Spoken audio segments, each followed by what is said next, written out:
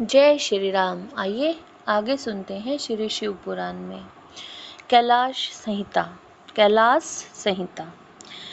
ऋषियों का सूत जी से तथा वामदेव जी का स्कंद से प्रश्न, प्रणवार्थ निरूपण के लिए अनुरोध। नमः शिवाय सांब्याय सगणाय ससोनवे प्रधान पुरुषेशाय सगर्स्थित्यन्तेत्वे। जो प्रधान और पुरुष के नियंता तथा सृष्टि पालन और संहार के कारण है, उन पार्वती सहित शिव को उनके पार्षदों और पुत्रों के साथ प्रणाम है। ऋषि बोले, सूत जी, हमने अनेक आख्यानों से युक्त परम मनोहर उमा संहिता सुनी। अब आप शिव तत्व का ज्ञान बढ़ाने वाली कैलाश संहिता का वर्णन कीजिए। व्यास जी ने कहा, पुत्रों, शिव तत्व का प्रतिपादन करने वाली दिव्य कैलाश संहिता का वर्णन करता हूँ, तुम प्रेम पूर्वक सुनो।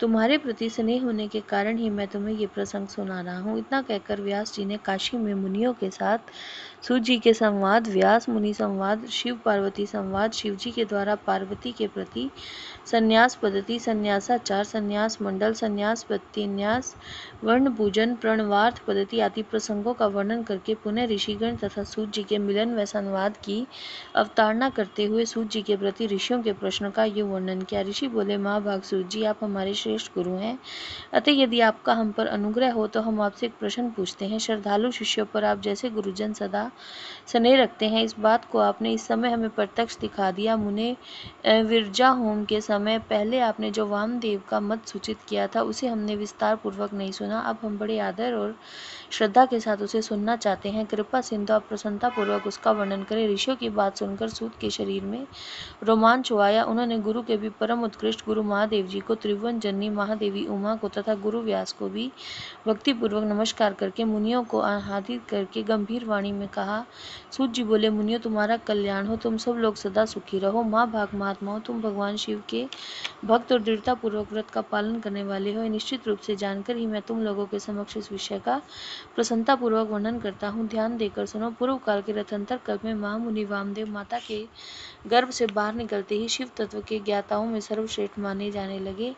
वे वेदों, आगमों, पुराणों और अन्य सब शास्त्रों के भी तात्विक अर्थ को जानने वाले थे। देवता, असुर और मनुष्य आदि जीवों के जन्म कर्मों का उन्हें भली भांति ज्ञान था। उनका संपूर्ण अंग भस्म लगाने से उज्ज्वल दिखाई देता था। उनके मस्तक पर जटाओं का समूह शोभा देता था। वे किसी के आश्रित नहीं थे। उनके मन में किसी वस्तु की इच्छा नहीं थी। वे शीत उष्ण आदि द्वंद्वों से परे और अहंकार शून्य थे। वे दिगंबर महाज्ञानी महात्मा दूसरे महेश्वर के समान जान पड़ते थे। उन्हीं के जैसे स्वभाव वाले बड़े बड़े मुनि शिष्य होकर उन्हें घेरे रहते थे। वे अपने चरणों के स्पर्श जनित पुण्य से इस पृथ्वी को पवित्र करते हुए सब और विचरते और अपने चित्त को निरंतर परम धाम स्वरूप पार ब्रह्म परमात्मा में लगाए रहते थे। इस तरह घूमते हुए वामदेव जी ने मेरु के दक्षिण शिखर कुमार श्रृंग में प्रसन्नता पूर्वक प्रवेश किया, जहाँ मयूर वाहन शिव कुमार ज्ञानमय शक्ति धारण करने वाले समस्त असुरों के नाशक और सर्वदेव वंदित भगवान स्कंद रहते थे। उनके साथ उनकी शक्ति भूता गज्जावली भी थी। वहीं स्कंसर नाम से प्रसिद्ध एक सरोवर था, जो समुद्र के समान अगाध व विशाल दिखाई देता था।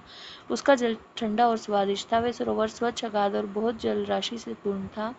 उसमें संपूर्ण आश्चर्यजनक गुण विद्यमान थे। वे जलाशय स्कंद स्वामी के समीप ही थे। महामुनि वामदेव ने शिष्यों के साथ उसमें स्नान करके शिखर पर बैठे हुए मुनि वृंद सेवित कुमार का दर्शन किया। वे उगते हुए सूर्य के समान तेजस्वी थे। मोर उनका श्रेष्ठ वाहन था। उनकी 4 भुजाएं थी। सभी अंगों से उदारता सूचित होती थी। मुकुट आदि उनकी शोभा बढ़ा रहे थे। रतनभूत 2 शक्तियां उनकी उपासना करती थी। उन्होंने अपने 4 हाथों में कमर्शय, शक्ति, कुक्कुट, वर और अभय धारण कर रखे थे। स्कंद का दर्शन और पूजन करके उन मुनीश्वर ने बड़ी भक्ति से उनका स्तवन प्रारंभ किया। जय श्री राम।